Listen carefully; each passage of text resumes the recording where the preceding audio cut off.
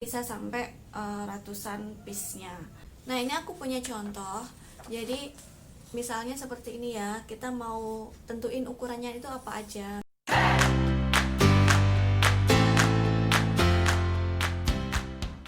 Halo, assalamualaikum warahmatullahi wabarakatuh. Selamat datang di tutorial Kutu Kubaira. Kali ini aku nggak mau kasih kalian tutorial. Aku mau kasih tips cara memulai membuka usaha jahitan rumahan. Tapi sebelumnya jangan lupa untuk like dan subscribe-nya di video aku ini dan tekan tombol lonceng yang ada di sebelah kanan kamu supaya kamu dapat notifikasi ketika aku update video. Jangan lupa ya. Buat kalian yang masih bingung bagaimana caranya membuka usaha jahitan di rumah, nah ini dia, kamu bisa ikutin tips-tipsnya aku yang nanti aku jelasin dan sesuai pengalaman aku aja ya. Karena ini yang sudah aku lakukan di rumah dan sebelumnya pun dulu aku pernah awal-awal aku buka jahitan rumahan terlebih dahulu. Jadi karena udah mulai banyak yang tahu, jadi alhamdulillahnya pesanan itu selalu ada gitu ya. Walaupun itu jahitan cuma satu atau dua dan bisa sampai ratusan piece-nya. Terus kemudian, nah untuk membuka usaha jahitan itu yang perlu kamu lakukan yang pertama ya kamu harus mempersiapkan alat-alatnya dulu ya. Alat-alat apa aja yang harus kamu persiapkan? Yang jelas harus ada mesin jahit. Terus kemudian ada alat-alat jahitnya. Nah, kalau mesin obras sebaiknya iya, karena memang biar kita nggak usah bolak-balik ke tukang obras. Kalaupun di rumah belum ada mesin obras ya nggak masalah, toh nantinya kita bisa obras ke tukang obrasnya juga. Terus alat jahit yang alat-alat perlengkapan jahit yang itu juga harus perlu kamu persiapkan. Kalau misalnya kalian di rumah baru punya mesin portable ya nggak masalah, toh mesin portable itu bisa digunakan untuk usaha rumahan walaupun belum bisa produksi skala besar, tapi kalau cuman sekedar kita bikin 1, 2 baju, 3 baju itu masih oke lah. Nah kan secara mesinnya ini nggak nyala terus gitu ya, jadi masih oke kalaupun misalnya masih mesin portable. Nah nanti kalau misalnya sudah punya dana untuk bisa upgrade mesinnya, kamu bisa pakai mesin high speed atau mesin yang besar yang industri, itu akan sangat membantu buat usaha jahitan kalian. Nah kelebihannya kalau kalian sudah punya mesin portable untuk membuat lubang kancing, itu kalian nggak harus ke tukang lubang kancing gitu. Terus kalau alat-alatnya sudah ada, kalian tentukan target marketnya kalian itu siapa. Apakah kalian mau khusus baju anak-anak atau mau khusus baju terima jahitan baju perempuan, atau misalnya khusus baju perempuan pun juga yang gamis-gamis aja karena kita baru bisa gamis ya nggak masalah, toh kita sesuaikan dengan kemampuan yang kita punya. Kalau kita baru bisa jahit gamis-gamis aja ya nggak apa-apa. Misalnya kalau misalnya ada customer datang, atau kita langsung tulisin aja menerima jahitan wanita untuk gamis misalnya, atau misalnya terima jahitan wanita untuk kebaya misalnya. Nah itu nggak masalah gitu. Kalau misalnya kita belum bisa yang baju-baju safari kayak baju-baju kerja, itu kan agak sedikit detail-detailnya kan lebih banyak ya. Jadi misalnya kita nggak terima yang begitu ya nggak masalah juga gitu. Kita sesuaikan aja dengan kemampuan kita, mampunya kita menjahit sampai di mana untuk awal-awalnya. Terus kalaupun kita cuma bisa jahit baju laki-laki ya nggak masalah, kita jahit baju laki-laki aja gitu. Jadi kalau mau langsung tulisin aja di depan rumahnya, misalnya kita hanya menerima jahitan baju apa gitu. Kalaupun misalnya nggak pede nih nerima jahitan gitu kan, gimana, tapi aku tetap pengen jualan juga gitu, pengen jualan baju gitu dari hasil karya kita ya nggak apa-apa. Berarti kita usahanya adalah membuat ready to wear. Nah ready to wear itu biasanya kita menyediakan beberapa baju, nggak usah banyak-banyak, misalnya 3 baju untuk tiap model misalnya. Jadi kita modelnya juga nggak usah terlalu banyak, misalnya kita cuma bikin 3 model aja, 3 model, terus kemudian masing-masing 3 baju. Nah itu kan kita bikin 9 baju. Nah itu yang akan kita pajang nantinya. Jadi yang terpenting adalah untuk membuka usaha jahitan ataupun kita membuka ready to wear yang kita hasil jahitan kita sendiri. Yang pertama tadi kita harus kenali dulu target marketnya kita itu siapa gitu ya. Nah kita detailkan, misalnya untuk wanita usianya berapa, misalnya kalau itu untuk ready to wear. Tapi kalau untuk jahitan kan misalnya wanita, gamis wanita, ya semua wanita kan bisa juga gitu. Setelah kita tahu target market kita siapa, terus kemudian kita tentukan ukuran. Kalau misalnya ready to wear, yang jelas kita punya ukuran S, M, L, XL gitu ya, sampai berapa yang kalian bisa. Terus tapi itu kita harus punya standar ukurannya. Nah, standar ukuran tiap penjahit itu beda-beda. Jadi kalian tentuin aja sendiri. Misalnya S-nya itu di lingkar dada misalnya ada di 90 atau 92. Terus misalnya L-nya itu ada di 110 misalnya ya. Jadi ya nggak masalah gitu, karena itu tergantung dari customer kita. Misalnya kalau customer kita kebanyakan badannya gede-gede gitu kan, ya udah berarti bikin aja S-nya itu udah masuk di 90-an gitu, jangan masuknya di 80 karena terlalu kecil. Jadi nanti bajunya justru yang kecil itu nggak akan laku gitu kan. Atau misalnya ada juga yang dia kasih patokan all size fit to L. Nah, itu ada juga. Jadi fit to L-nya itu mau berapa? Misalnya L-nya kamu itu adalah 115.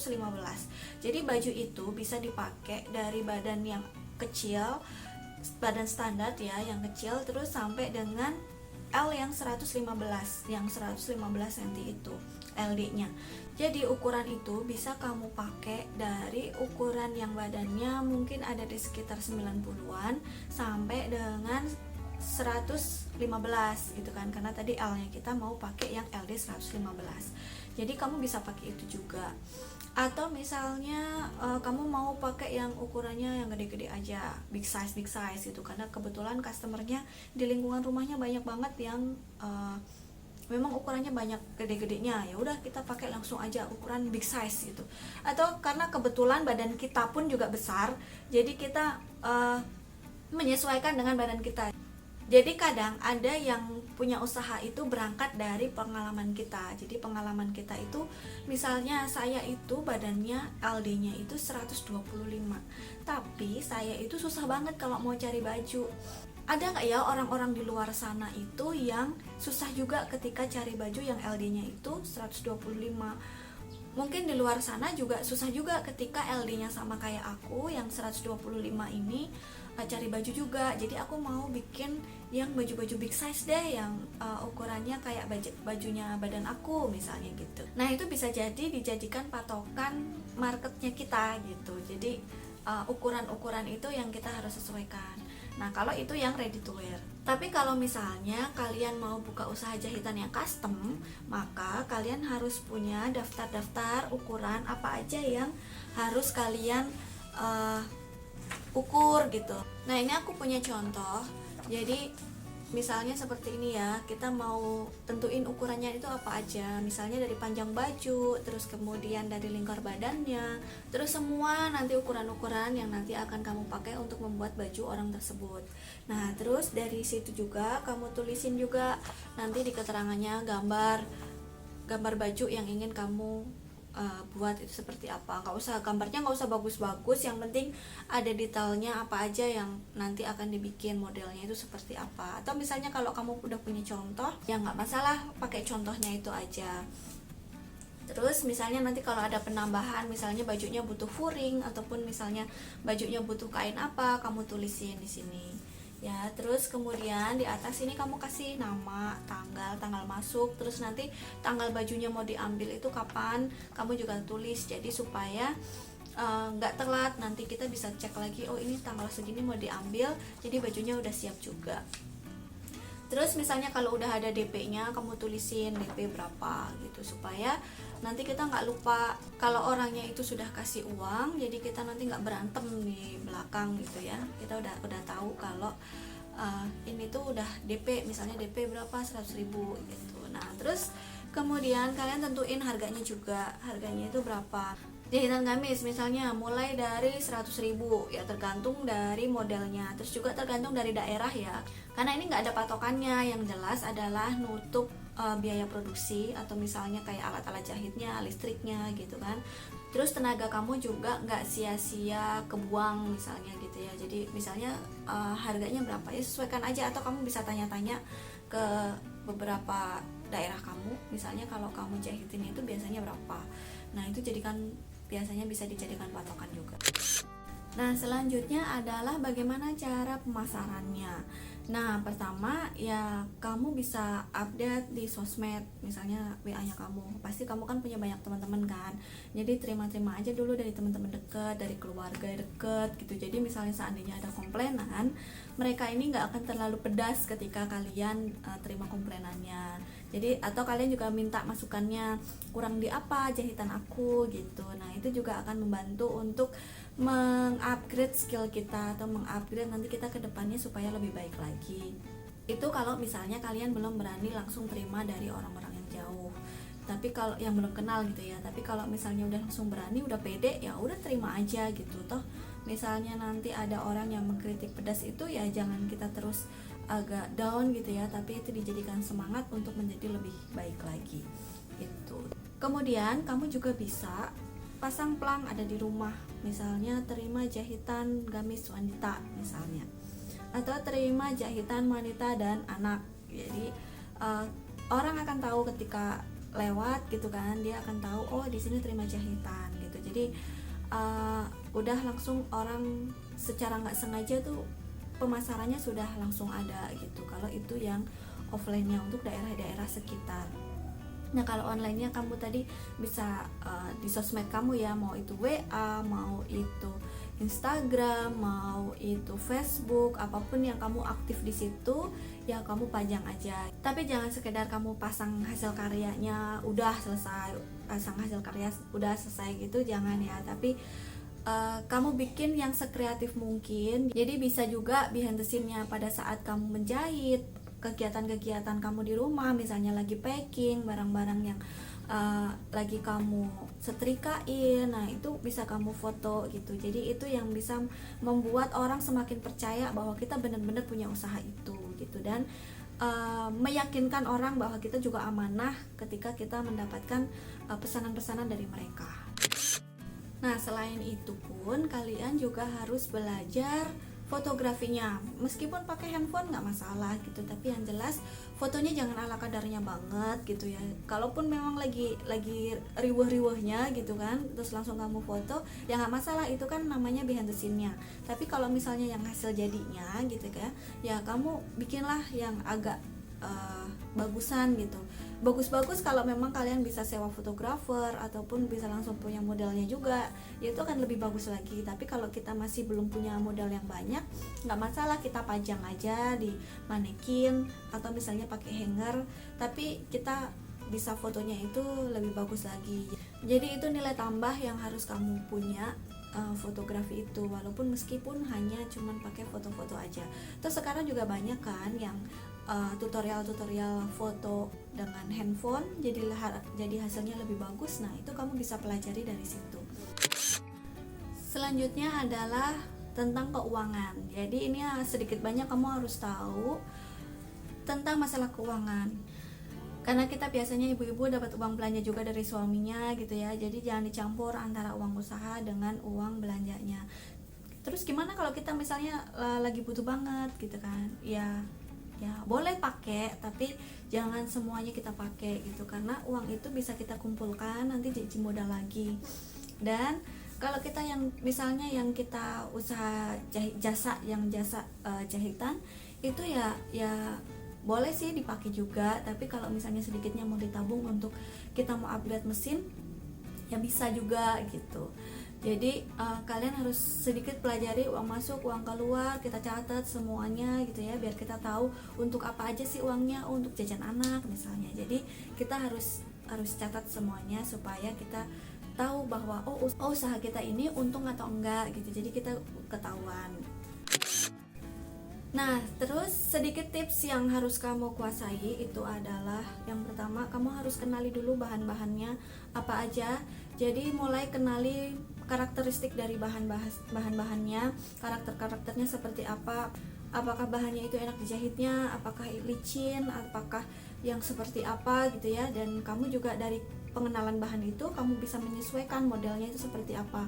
Jadi kalau katun cocoknya untuk model seperti ini. Kalau misalnya satin, oh cocok nih untuk dijadikan baju yang modelnya seperti ini gitu ya. Jadi kamu harus mulai kenali karakter-karakter dari bahannya. Selanjutnya kita juga harus upgrade skillnya kita. Jadi kalau misalnya kita tadinya baru bisa jahit gamis aja, nah besok kita mulai belajar bagaimana cara membuat celana gitu ya. Atau nanti upgrade skill lagi, membuat lebih detail-detailnya lebih banyak lagi gitu kan. Oh kita juga bisa payet-payet misalnya. Jadi menjahit itu jangan bosan untuk belajar. Dan jangan bosan juga untuk selalu update-update hal-hal terbaru dari fashion itu seperti apa gitu ya. Selanjutnya adalah kamu juga harus studi banding. Misalnya kamu jalan nih ke mall, kamu studi banding, apakah jahitan aku ini sudah bagus atau belum ya gitu. Jadi kamu bisa cek-cek aja di brand-brand yang terkenal itu, apakah jahitan aku tuh kualitasnya udah sebagus mereka gitu. Walaupun mereka produksi skala massal, tapi kan QC mereka ini juga agak ketat gitu ya. Jadi mereka bahkan ada di beberapa merek-merek yang bagus dan mahal, itu pasti QC-nya mereka itu ketat banget, dan jahitan-jahitan mereka itu juga rapi banget gitu. Nah itu kalian bisa studi banding, membandingkan hasil jahitan kita dengan jahitan yang sudah ada, atau misalnya jahitan-jahitan butik yang harganya juga cukup lumayan gitu ya. Nah dari situ kita bisa jadikan perbandingan untuk jahitan kita, apakah sudah bagus atau sudah cukup, atau misalnya masih harus ditingkatin lagi, seperti itu. Dan terakhir, ketika usaha kita udah mulai besar, terus pesanan kita udah mulai banyak, tentu kita nggak akan semuanya kita kerjakan sendiri kan. Jadi kita harus mulai rekrut tim. Jadi bisa itu tim menjahit atau tim adminnya, itu ya apapun itu, yang penting membantu kita dalam pekerjaan kita sehingga nanti kita bisa tepat waktu dalam deadline kita kepada customer. Nah itu dia tips dari aku, pengalaman pada saat aku membuka usaha jahitan rumahan. Dan kalau mungkin kalian ada yang punya pengalaman pada saat kalian membuka usaha jahitan, silakan kalian komen, bisa share pengalamannya. Nanti bisa jadi sebagai referensi buat teman-teman yang lain yang mungkin sedang bingung dalam membuka usahanya, dan itu bisa menjadikan inspirasi buat teman-teman yang lainnya gitu ya. Nah itu dia tips-tipsnya dari aku. Sampai jumpa di video-video selanjutnya. Dah.